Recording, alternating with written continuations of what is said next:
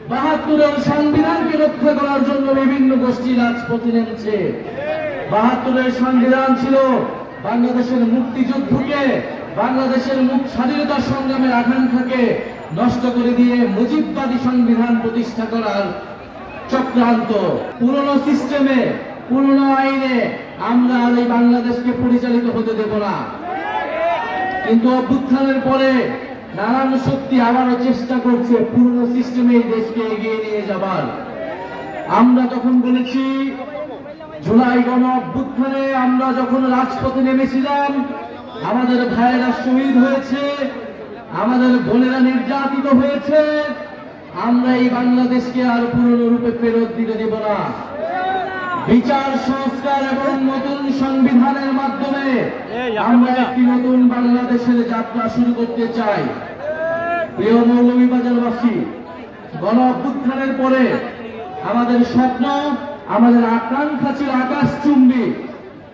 আমরা বলেছিলাম, তরুণরা কর্মসংস্থানের দাবিতে রাজপথে নেমেছিল, বাংলাদেশের জনগণ অর্থনৈতিক বৈষম্য বিলোপের দাবিতে রাজপথে নেমেছিল, বাংলাদেশের মানুষেরা মানবিক মর্যাদা, নিজেদের স্বাধীনতার জন্য রাজপথে নেমেছিল।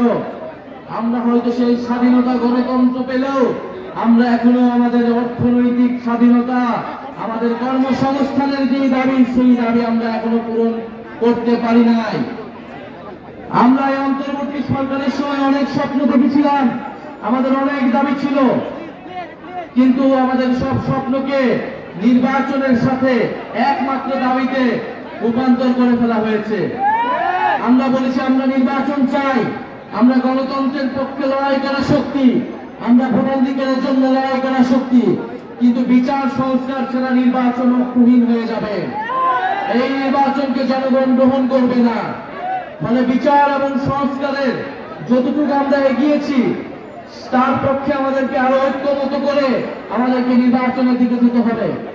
আমরা বলেছি, আমাদের একটি নতুন সংবিধান প্রয়োজন, যেই সংবিধানে বাংলাদেশের মানুষের মানবাধিকারের কথা লেখা থাকবে, বাংলাদেশের যে ঐতিহাসিক লড়াই, 1947 সালে আজাদীর লড়াই, 1971-এর স্বাধীনতা সংগ্রাম এবং 24-এর গণ অভ্যুত্থানের স্বীকৃতি দেওয়া থাকবে, এবং এই সংবিধানে সকল জাতি ধর্ম সকলের সমান অধিকার নিশ্চিত করা হবে।